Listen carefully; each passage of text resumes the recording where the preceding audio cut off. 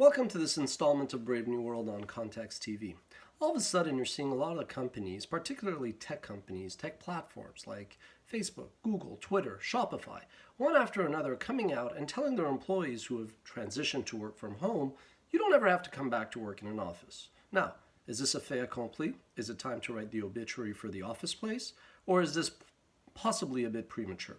First off, let's acknowledge that it's very different for platforms who don't necessarily produce content, manufacture goods and whatnot, to even contemplate this, versus arguably publishers who still create content, and while they could do that from home, there are merits for them to congregate in a common place, let alone manufacturers and others who obviously need to go out somewhere central to produce the goods, the products that ultimately clients consume, right? So that's one level. Second, confidentiality does come into play to some extent. I think it's a lot easier for technology companies who basically have so-called state-of-the-art, privacy, confidentiality features, security features embedded in their workflows to consider this versus, frankly, banks, legal firms, as well as accounting firms who probably have a lot of these technical safeguards in place at their office. But once they transition to work from home, technically they may be able to get by. But from a critical information perspective, they're obviously taking some risks that long-term they're not going to be as comfortable doing.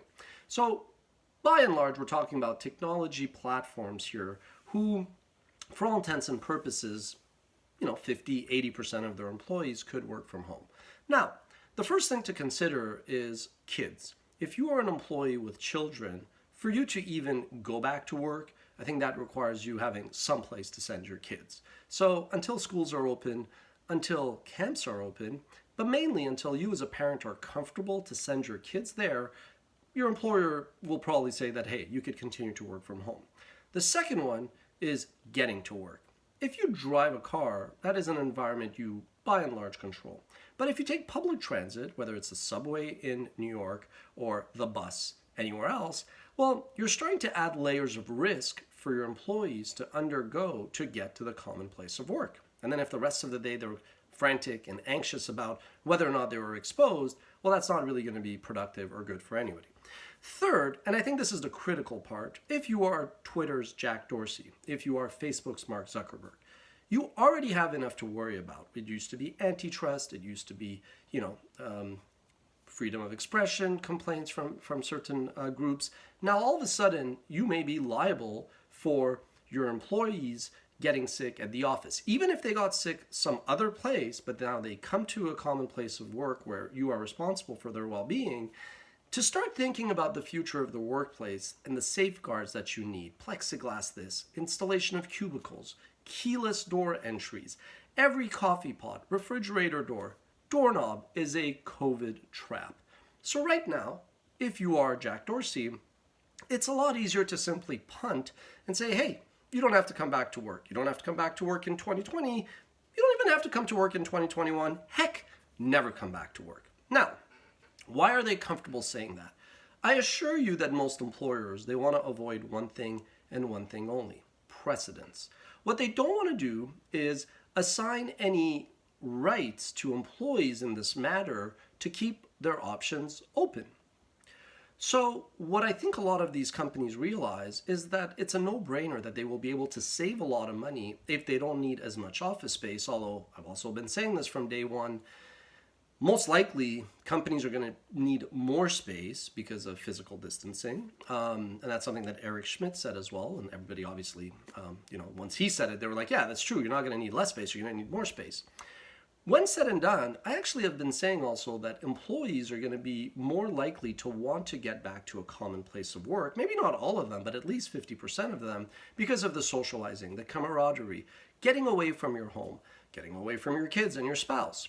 There's going to be more in that group that there are going to be employers who are going to be scrambling to bring 100% of their employees in one common area where they run the risk of being infected and being sick. Now, recently, where we're based in Montreal, they started to discuss opening up the schools, and some of the parents amongst our team started to question whether or not we'd be comfortable sending the kids back. I sent an email to them and said, look, just because the schools may be opening, you're under no pressure to send your kids back. You let me know if you're comfortable sending your kids back or not. And then what we said to the total team, where we've been running surveys to see who would be interested in coming back, where 49% of them wanted to come back to the office, we emailed them just to say, look, to those who want to return to the office, are you suggesting that you would be comfortable in month one to take public transit if you do, to be in a common space? Most of them replied that no, they weren't actually ready yet, but eventually when things kind of passed, that they would prefer to work in an office.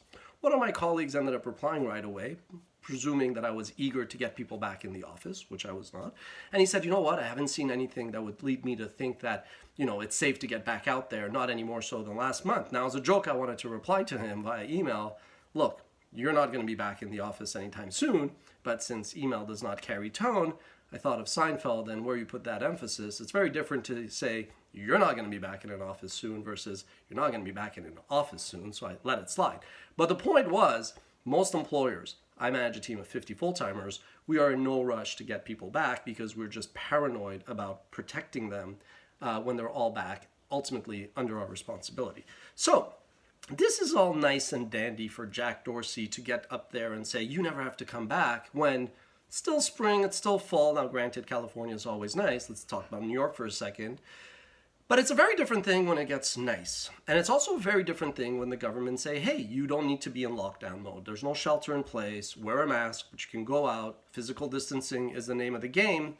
But when things get nicer and people will be tempted to start to kind of not slack off, but just kind of like let themselves go out a bit and be a bit more, not tethered to their computer, I think that's where some employers are going to come back and go back to the drawing board and say, hey, wait a minute, we missed the good old days when we kind of could account for people.